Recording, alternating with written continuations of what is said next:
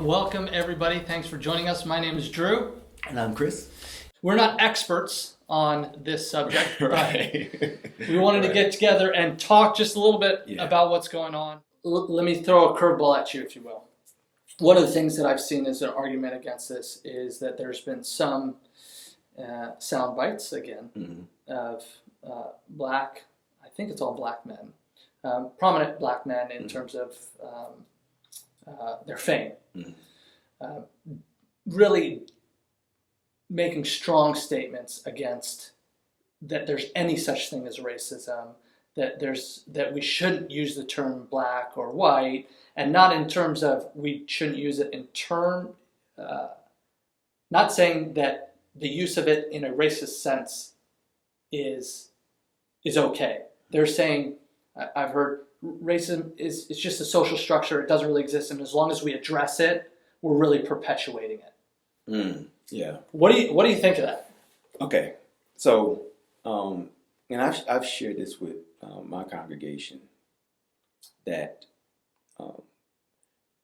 let me kind of set this up if you give me time. So COVID-19 and and what's happening with the racial unrest and social unrest. I've heard people say that has caused us to be ununified, or that has caused disunity. Disunity, yeah. Is that a word? Sounds good. Right. Division. Yeah. Probably a better word. And I said that it didn't cause division. It revealed what was already there. Yes. Yeah. Now, here's the thing. You and I, we've had we've probably had marriage counseling. We counseled people who wanted to get married. I had a couple who came to my office one time, and they wanted to get married, and I told them, I said, wait. And they said, why? I want to get married now. I said, no. I said, wait. I said, why? I said, because you haven't been through anything yet. I said, wait until you go through a crisis and watch him. Watch how angry he gets. Watch, because the crisis is not going to cause the character flaw. It's going to reveal the character flaw. That's good. And we're in a crisis. The crisis is not causing the issue. It's revealing the issue that's already there. And you and I know that anytime there's an issue present, the longer you let it fester, the worse it gets. You ever had, you have had issues in your life, you're like, man, I should have handled that 5 years ago. And this blew up like a time bomb. Yeah. And that's what's happening. It's like it's blew up in our face like a time bomb.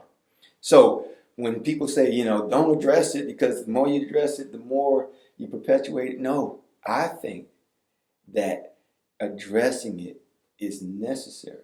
Yeah. Because what we've done too long is we try to cover it up.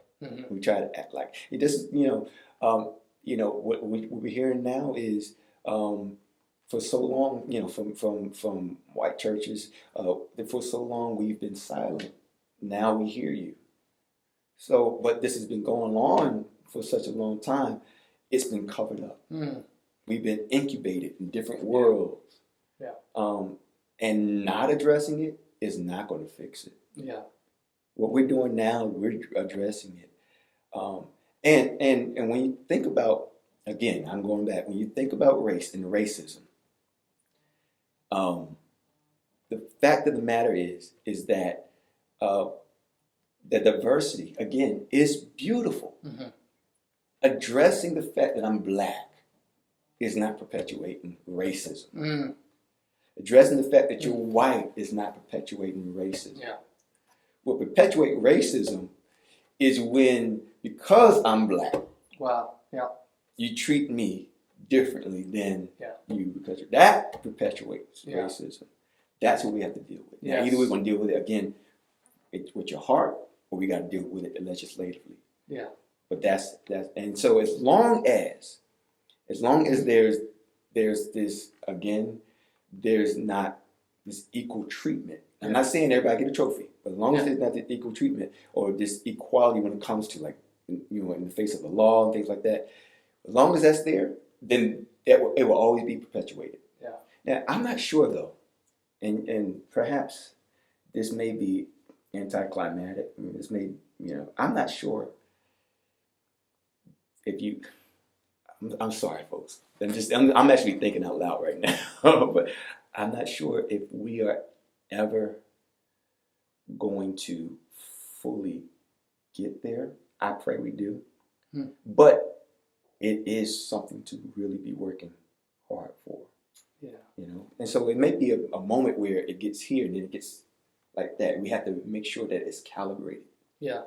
So we always going to have to be working on making sure that we're treated fairly and equally. Yeah. And hopefully in the process, we can still be friends, right? Yeah. We can still love each other, and my children can play with your children, and we won't feel a certain type of way when my daughter said, "I want to marry." Yeah. and have your last name. Yeah. So and so that's my hope. Yeah.